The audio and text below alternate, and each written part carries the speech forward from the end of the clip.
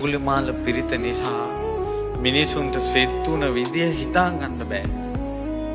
ඒ අටුවා ලියන කාලේ ඒ කියන්නේ මීට අවුරුදු 1000 ගානකට කලින් ලෙඩක් වුණත් බයක් වුණත් කරදරයක් වුණත් මොනවා වුණත් හැම වෙලාවෙම අඟුලිමාල පිරිත කිව්වා.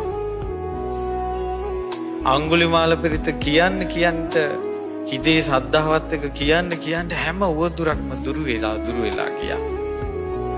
ඒ නිසා අටුවාචාර්යන් වහන්සේලා අඟුලිමාල පිරිතට කියපු නම තමයි මහා පිරිත. ඕන දෙයකට එතකොට පෙලක් අය අහනවා ඉතින් අඟුලිමාල පිරිත කිව්වේ බබෙක් ලැබෙන්නනේ. එතකොට මමද අහනවා රතන සූත්‍රයේ කිව්වේ තුම්බිය දුරු වෙන්නනේ. කරණීය සූත්‍රයේ කිව්වේ කැලේ ඉන්නකොට දෙවියන්ගෙන් වෙච්ච කරදර දුරු වෙන්නනේ. පින්වත්නි, ඒ අඟුලිමාල පිරිතේ පාවිච්චි කරන ක්‍රමේ තමයි අඟුලිමාල පිරිත දේශනා කරද්දී මෝඩ ගර්භ වෙලා හිටපු අම්මා කෙනෙකුට දරුවෙක් ලැබුණා.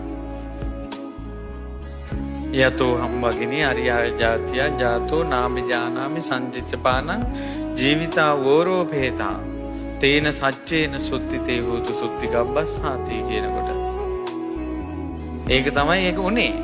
ඒ තේන සච්චේන සුවත්ති හෝතු ඒක සත්‍යයක්. ඒ සත්‍යානුභවයෙන් සිත් වේවා කියලා අපේ අදාළ කරුණට සත්‍යක්‍රියා කරනවා. මොකද උපන්දායි ආර්ය ජාතිය උපන්දා ඉඳලා සත්තු නොමරා හිටියේ අඟුලිමාලයන් වහන්සේ. පැහැදිලි නේද? ඊළඟට මේ ඕක කියන්න හොඳ නෑ. කුසදරු අම්මලාට විතරයි කියන්න හොඳ නැති අනිත් අයට හොඳ නෑ. ඇයි අහනකොට යතු අර තියෙන්නේ බබා ලැබෙන්න කියලා ඔකේ තියෙනවනේ කියනවා. මේ මිනිස්සු ඔක්කොම මොකද්ද පඬිතුකමක හිර වෙලා ශ්‍රද්ධාවෙන් බැහැර වෙලා. අඟුලිමාල මහරහතන් වහන්සේගේ තේජානුභවයෙන් බොහෝ දෙනා සිත සලසා ගන්නවා.